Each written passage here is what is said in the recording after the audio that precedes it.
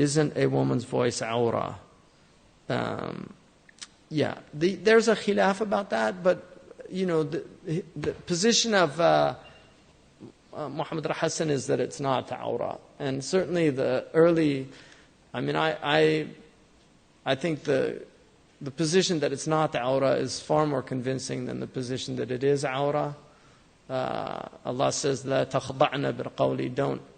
Just the fact that they were told not to be seductive in their voices meant that it was permissible for them to talk. But the idea that a woman can't speak in public, the hadith of Umar, which is after the Prophet ﷺ, where the woman got up and told him, why are you saying that to not give us our dowries when Allah subhanahu wa ta'ala allows a qintar, which is a very large amount of money. And Umar, when she said that, he said, أصابت المرأة وأخطأ عمر كلكم أفقه من عمر.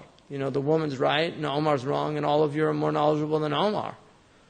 So he didn't say, أعوذ بالله صوتك عورة اسكتي. He didn't say that. She could have sent something up, a piece of paper or something, right? So, but I think in certain environments, and this also goes under urf. Really, I respect urf a lot. Urf is our word for culture.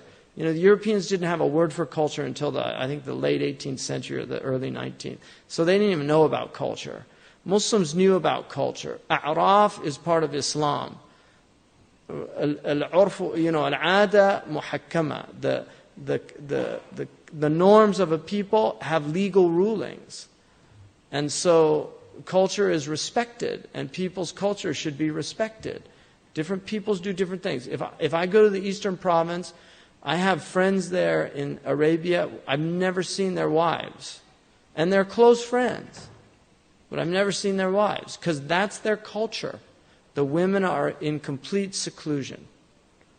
And if they come out, they wear black from head to toe. That's their culture. I respect that. That's their culture.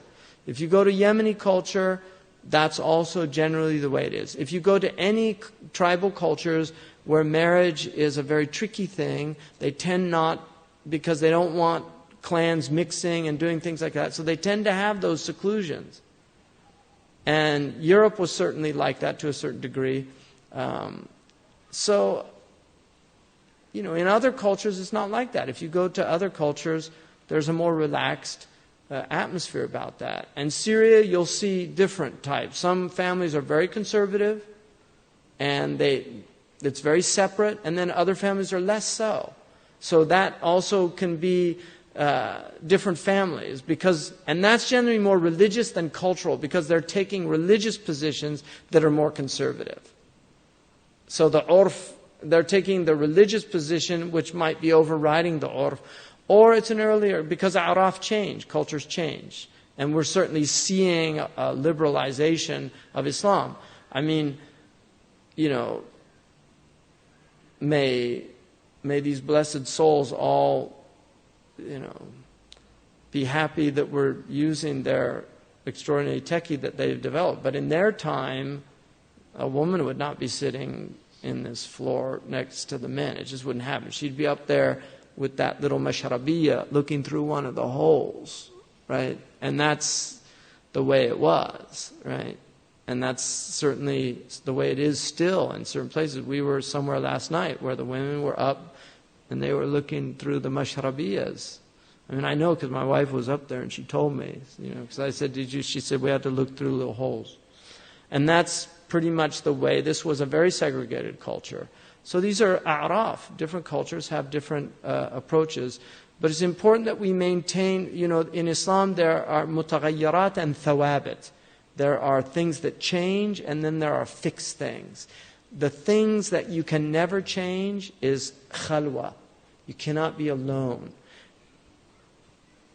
Indiscriminate mixing, where there's not decorum and comportment. You should not have unmarried people simply mixing, or unmarried with married people. This is how you get a complete disintegration of a culture, like you have in the West, where they've broken down. Marriage is broken down. Everything's broken down.